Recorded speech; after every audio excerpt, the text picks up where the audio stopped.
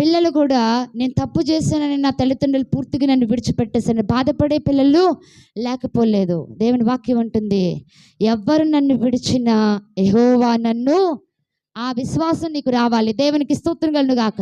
హల్లెలూయా. ఈ లోకంలో బిడ్డలు నిన్ను విడిచిన, బంధువులు నిన్ను విడిచిన, స్నేహితులు నిన్ను విడిచిన, ఇరుగు పొరుగు వారు నిన్ను విడిచినా కూడా యెహోవా నన్ను చేరదీని, అట్లానే విడిపిస్తాడు. ఆయన చేరదీస్తే నువ్వు విడుదల పొందినట్టే. దేవునికి స్తోత్రం కలుగును గాక. హల్లెలూయా.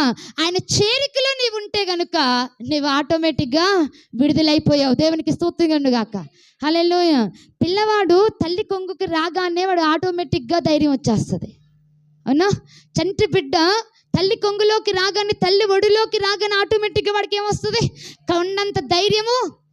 నువ్వు యేసయ్య చెరువులోనికి రాగానే నీ బలహీనతలు, నిందలు, బాధలు అన్నింటిలో నుండి నీకేమొస్తుంది తెలుసా? ధైర్యం వస్తుంది. దేవునికి స్తోత్రం.